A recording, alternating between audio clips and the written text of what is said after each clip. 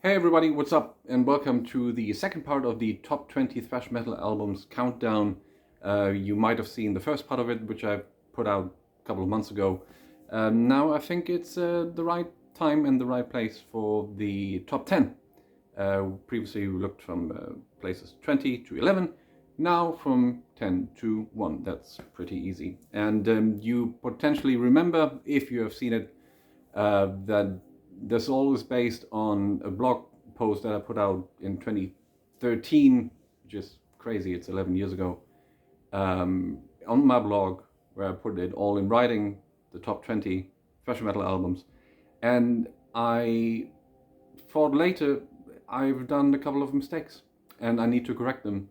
And that's why we're here. Now, in the top 10, there are a couple of mistakes that I needed to correct, and let's dive right into it. On 10, we have Nuclear Assault, Game Over. And not an error, really. This is I think that's their best album from this New York outfit, around Dan Lilke, previously in Anthrax, Glenn Evans, Anthony Promand, and John Connelly. It is famous for one particular song, and that is Hang the Pope, which is a grindcore 38 seconds banger. Apart from that, talking about bangers, they're just all bangers on this one. It's an incredible record, extremely powerful, forceful, the drive and the speed that these guys had. And I gotta tell you, what I found most intriguing of this record is the guitar sound, because it's so unique. You don't hear much distortion really. It's a little similar to, it's not sound similar to AC/DC, but they have also that kind of approach, very little distortion. You can even hear the strings when they pull through.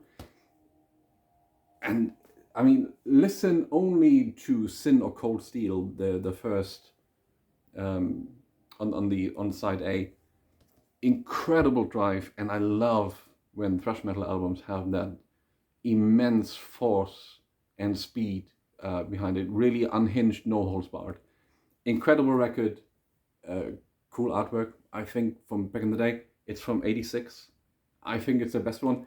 The follow-up to this one was Handled with Care, which is also great. After that, it's getting difficult with that band. Nonetheless, they were quite something. They called it a day, I think, a couple of years ago, unfortunately. But, I mean, then obviously for good.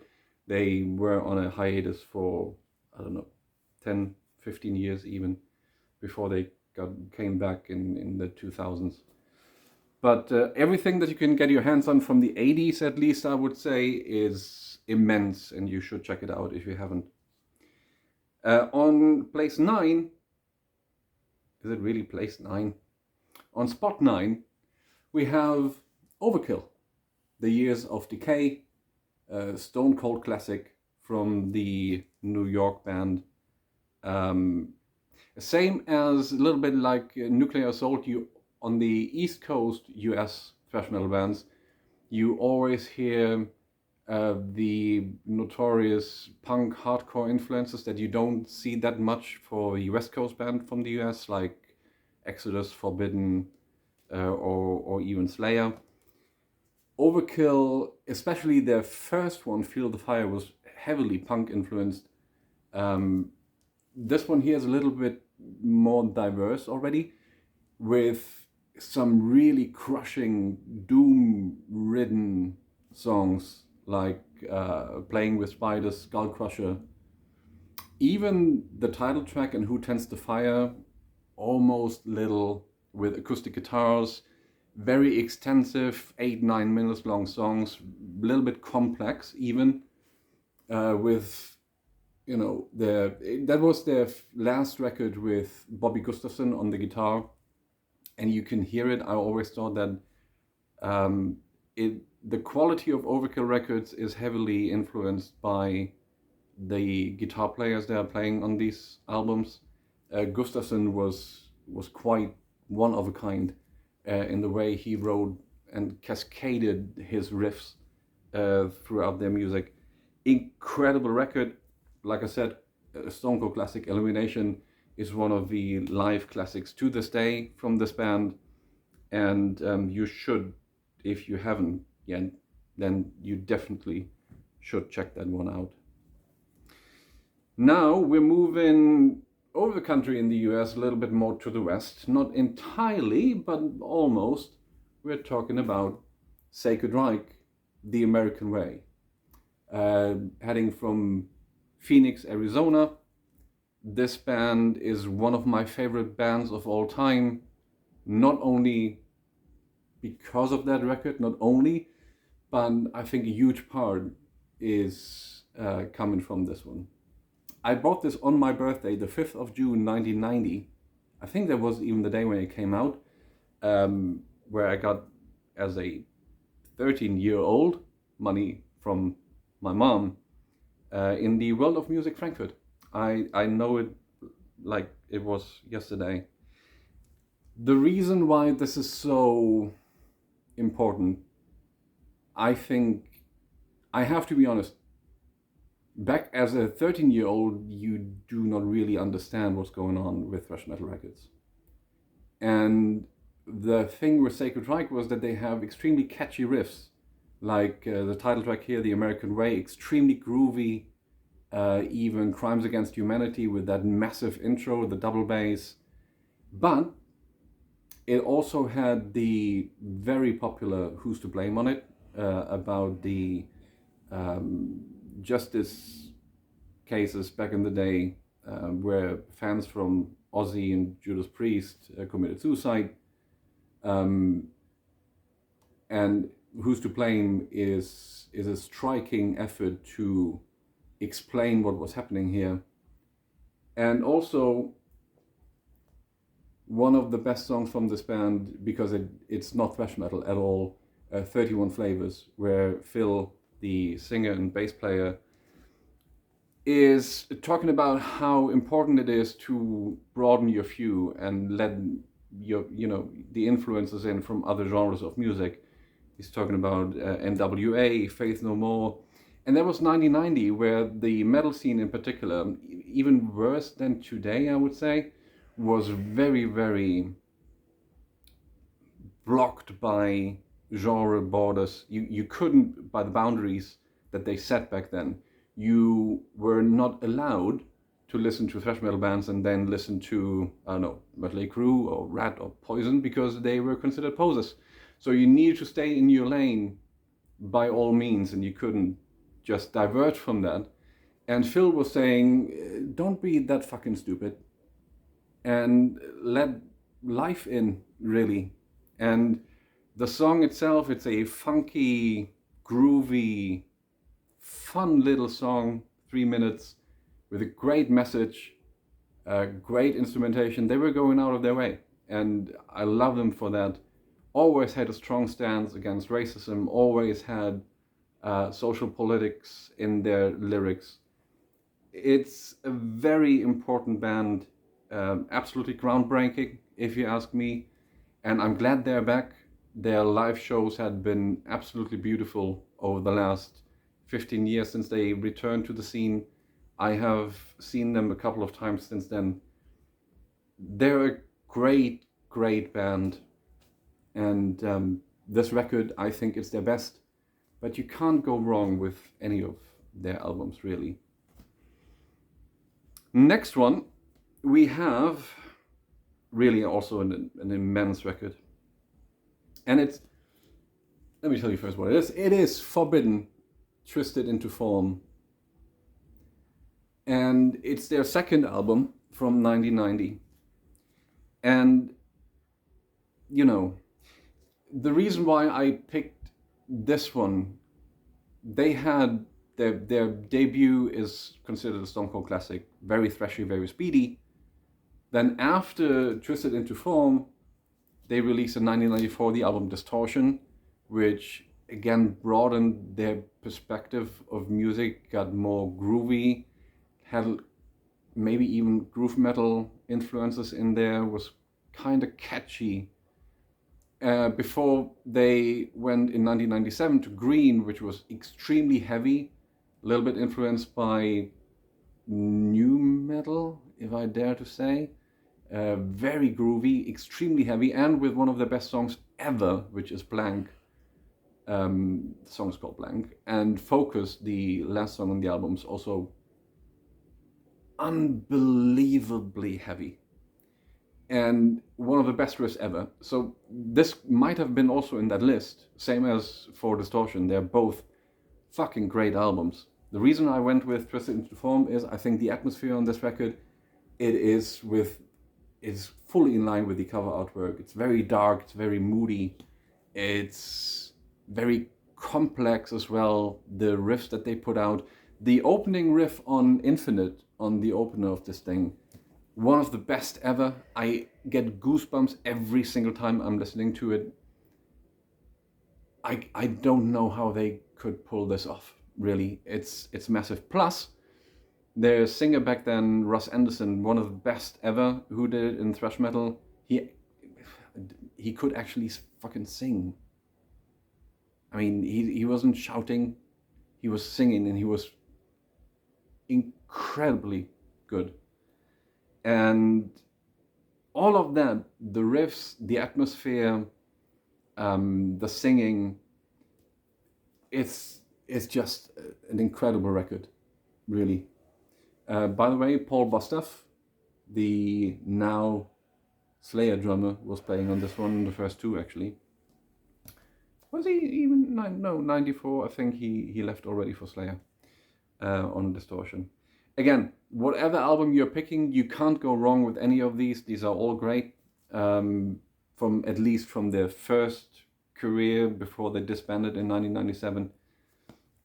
With their comeback album Omega Wave, I have my problems with that, to be honest. It's that the good thing about Forbidden is that at least after Forbidden into Form, they Twisted into Form, they moved into different genres and had different influences on their albums, which I always liked. Not preaching to the choir and doing unexpected stuff. I always liked that about them. And Omega Wave was kind of, again, we're back now. We got to tell you that we sound exactly the same like we did for, 20 years ago. And it's okay, but it's not great, I think. Next one,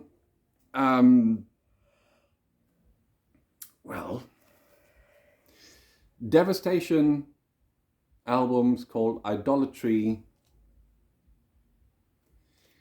The thing with this band is they put out 2 albums prior to this one, and I'm gonna be honest with you, they're not good. They're really not good. This one here is a giant step forward in a way that you think, what have they taken when they pulled this together? What kind of pills were they swallowing? It's like day and night. It was produced by Scott Burns, the one and only Scott Burns, Florida Morrison Studios back then, the producer for heavy death metal, thrash metal stuff. The production on this one is absolutely crushing, as every single production from Scott Burns is. It's pretty similar, it's pretty in the same vein. The album and the songs, ultra heavy, crushing, there's no second where you can just breathe. It's just very intense stuff, very fast, very heavy. And like I said, they sound really different on this one, as if it's another band. I have rarely some similar situations that I've witnessed where you could say there's such a clean cut, because it's also the same lineup as far as I can remember as on the previous albums, but it's a huge improvement and one of the best. Where are we right now? We are at 6, right? Top 6. Definitely. There's no doubt. So, great album. Now, on 5, there's one mistake that I've mentioned earlier that I need to correct here, and that is Sepultura Arise. The mistake that I've made in 2013 when I have put all that crap out on my blog was that I, for whatever reason, I was thinking that this is not a top 10 record, and I think I placed it on 13, something like that. And no, not deserved at all. I don't know what brought me to that decision back then. This is a top 5 record. It came out in 1991, I think it was April, and for really a long time I have not listened to anything else. And remember, it was 91, so I was, at that time when it came out, I was 13. And a 13-year-old that is completely drenched in thrash metal like that, really heavy stuff. I'm not saying I understood much of it, but the intensity and the drive and the force, I really understood. The funny thing with this one is, and there's a little story that I got to tell you because I told everyone so far, you must hear it too. At that time, when I wanted to go to concerts, I couldn't because I was just too young. So my brother, who was older than me and still is, he needed to go with me. So I saw the first metal concert I saw was Bruce Dickinson in Frankfurt in the Butch Cup, a club back then in 1990, as a 12-year-old, really.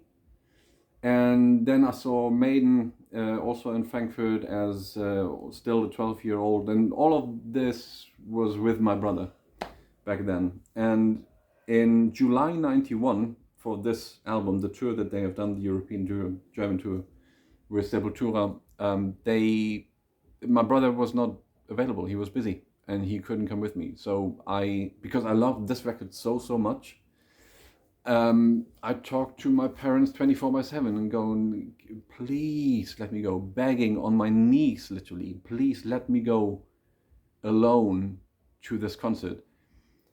Which, in 1991, 14 years old and going to a metal concert, these were different times. And at one point, I think maybe 2 weeks prior to the concert, they finally said, okay, you can go.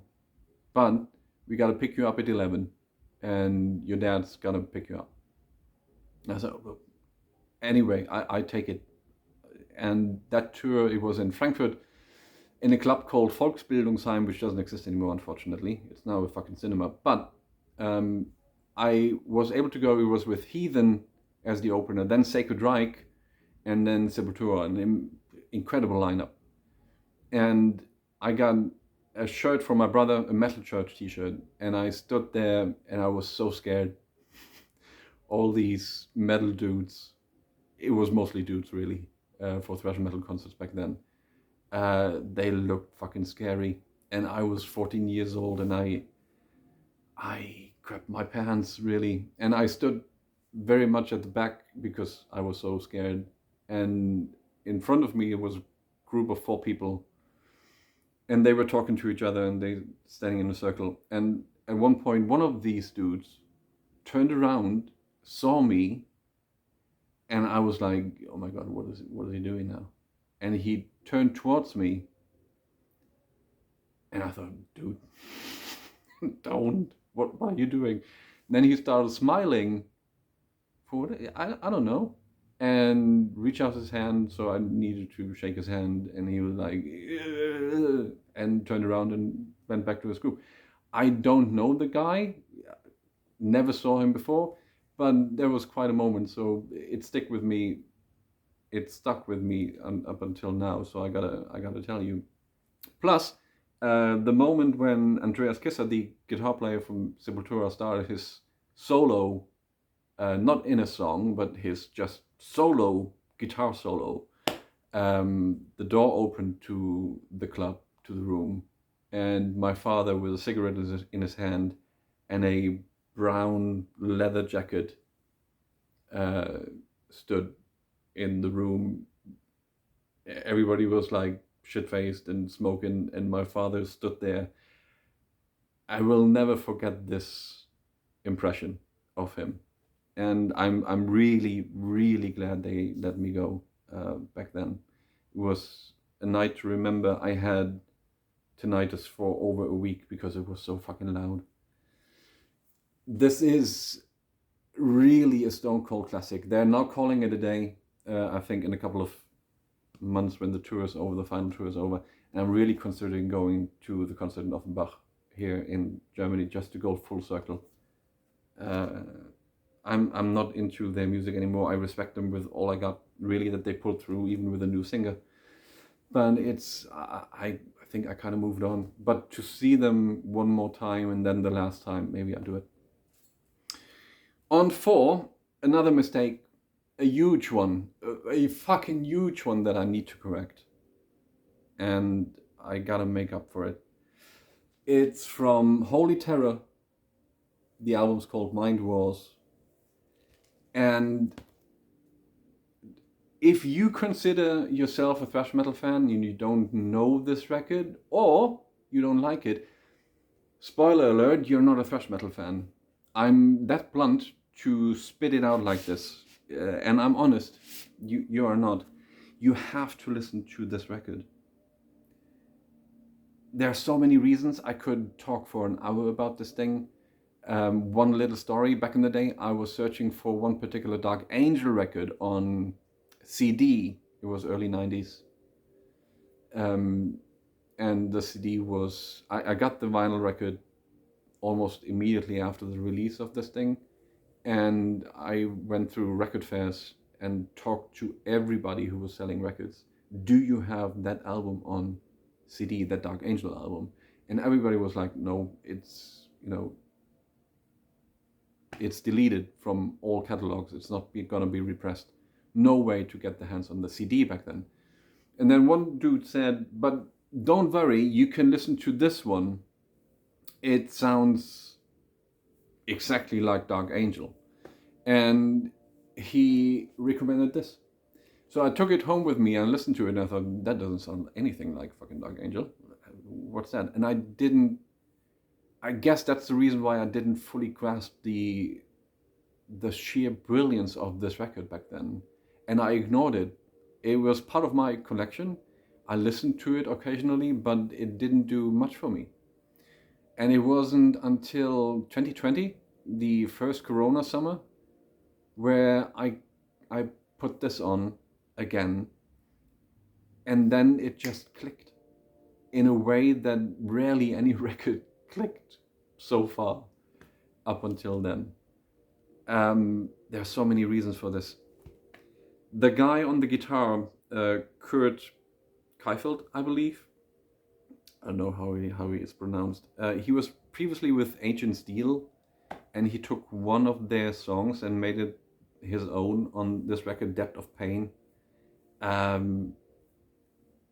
When you think Ancient Steel was fast, this will blow your mind. It's extremely fast. It's faster than anything that you heard from Dark Angel, and that says from Ancient Steel, and that says quite something.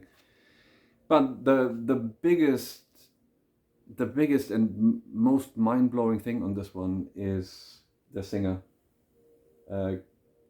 Keith Dean, who passed away, I think, 2012-ish, due to cancer.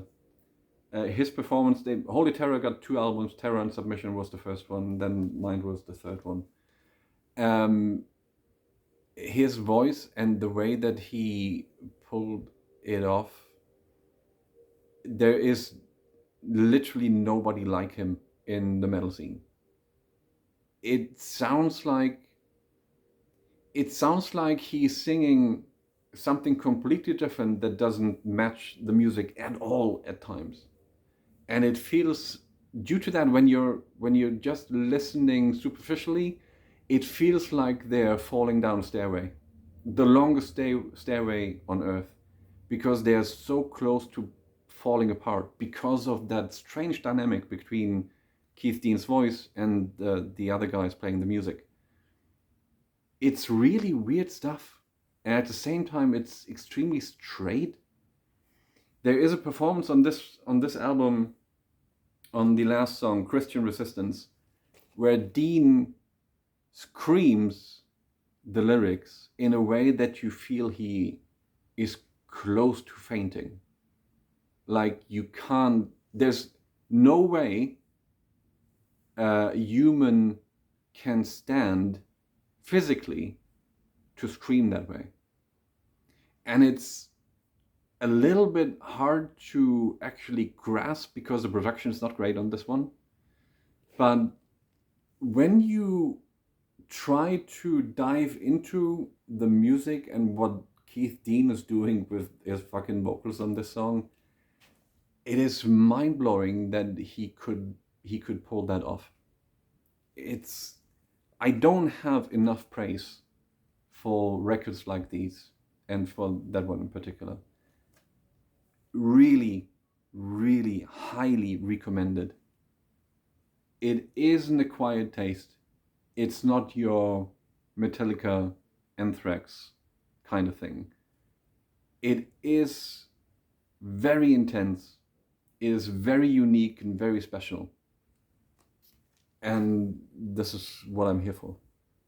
So check it out. If you're into thrash metal and you don't know this, please do yourself a favor. Holy Terror, Mind Wars. The first one's also great, that said, but this one is even better. I'm talking too much. But again, as I said, I can talk about this for hours. Now we're coming to the top 3. And on 3, we have maybe one of the heaviest metal albums of all time. Did I say one of the or the heaviest? Maybe it's the heaviest. Demolition Hammer, Epidemic of Violence. It's a riff fuckfest with speed that you might not have heard before. It doesn't get any heavier than this. If heavy is your quality measurement, don't look any further. Back then, their debut album, Tortured Existence, also great, had a Scott Burns production. And it linked it somewhere between thrash and death metal, you could say. And I guess they were at the verge of, for their second album, they were thinking, should we move into death metal territory or should we stick with thrash? Because death metal was so popular back then, it was just rising into even the mainstream with bands like Obituary and so on. And I guess they made the choice, we're moving into thrash metal fully.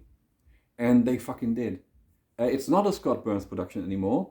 Nonetheless, and don't tell anyone, but maybe it's even better than the Scott Burns production. And that's a rare thing for me to say, because you know me if you know me.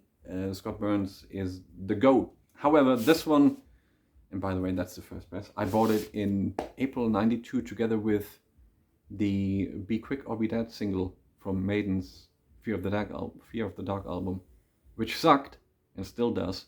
But this one, if you only have a minute to check this out, then do 2 things. First, 30 seconds of the opener Skull Fracturing Nightmare, which sounds exactly how the title reads, and listen to fucking Omnivore. Omnivore it starts off with already the band at full blast for the first couple of seconds, and then there's a little twist in rhythm. Despite all the incredible speed, they're doing a little twist in the rhythm, and you could hear that Vinny Days, the drummer who also passed away, unfortunately, already back in the 90s, I believe, he went even beyond that speed which they started with. It's a mind-blowing moment on this record. I have this since '92. Every time I listen to the song, I still laugh. As a way to cope with it, because it's so fucking heavy. One of the best. There's no doubt. Even their third album, Time Bomb, which had been condemned by so many because it's not really that fast anymore, it's still a fucking great album. It is. So 3 records, 3 classics. Demolition Hammer. From New York, by the way. Epidemic of Violence. On to Slayer, Seasons in the Abyss. Now, I gotta tell you, I'm not the biggest Slayer fan around. I think they're not a kind band. Not that that should be a quality measurement for or standard for thrash metal bands, but I think they're idiots. From what I can tell, I don't find that they're very appealing.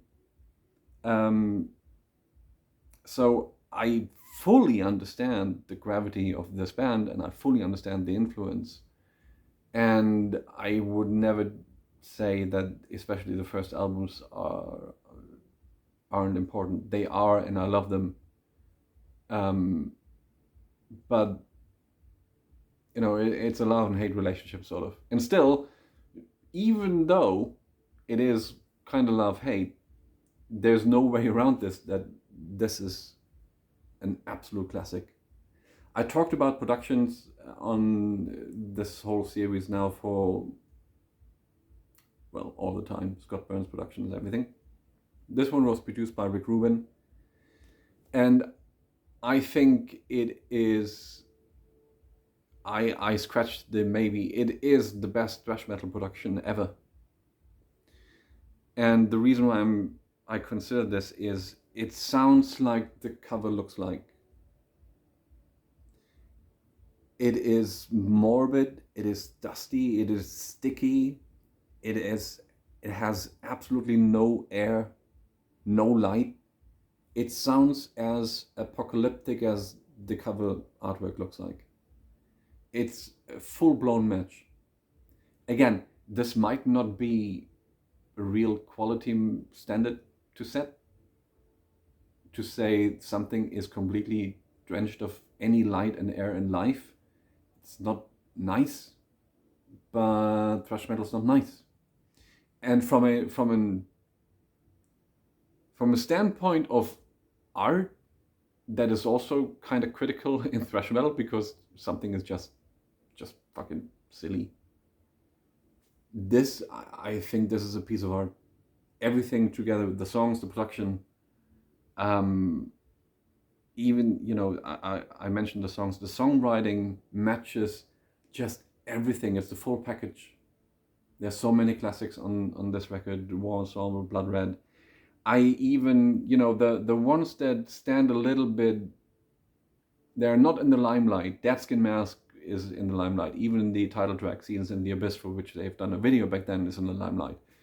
There are songs on here, Expendable Youth, for instance, that you do not, they're not normally in the canon of the most legendary Slayer tunes. I think they should be. It's an immense record from top to bottom. Everything's great about this record. And now we're coming to number 1, and we're already, oh my god, 33 minutes in. I'm sorry for this, but I guess most of you have switched it off already anyway. But we're now coming to number 1, and this is not an error that I needed to correct. It's carved in stone now for almost 3 decades. And it will remain there. I have not the slightest doubt. I'm talking about number 1, Dark Angel, Time Does Not Heal. I know many of thrash metal fans out there consider Darkness Descends, their second album, as the classic record from Dark Angel, which was recorded with their previous singer Don Doty. This one here is with Ron Reinhardt, who joined the band in 1988-ish for then another album that was coming out prior to this called Leave Scars. And I guess many fans had a huge problem with that change in singers, which is always critical for a band, no matter the genre. And therefore, I think Leaf Scars and Time Does Not Heal were kind of overlooked. I think they are still underrated. It improved over the last 20 years, maybe 15 years, where people discovered this or rediscovered it, and it gets a lot of praise, a lot more praise than it did 30 years ago. This was released in 1991. It is notorious for a sticker that they put on the US version of it, which says this album consists of 246 riffs, which was an insane number of riffs, and still is. It is super complex. It has 7, 8, 9-minute long songs. There's no fat in these songs, despite their being so extensive. Everything that I said about the production and the full package for Slayer, for Seals in the Abyss, I could say about Time Does Not Heal. The sound, the production is very controlled. It's almost polished, but at the same time it's super brutal. How they could get this mix done, I have no idea, but they did it. It's catchy as hell, despite 7, 8, 9-minute long songs. Listen to the choruses from Pains and Mansion Madness or Act of Contrition. Potentially they will not leave you for a longer period of time. They will stick with you in your head. The playing on this one, Gene Hoglan, the atomic clock on battery, is of course great. The two guitar players, Eric Meyer and what's the name of the other dude? I forgot. Brett Erickson, previously from Viking, also a great band. But Brett Erickson, that's the only record that he played on for Dark Angel. The riffs and the rhythms and the chugging and the insane quality. I love the voice from Ron Reinhardt. I have no issues with that change. I dare to say I like him better than Don Doty. I even dare to say that Leaf Scars is their second best album. I prefer that over Darkness Descends.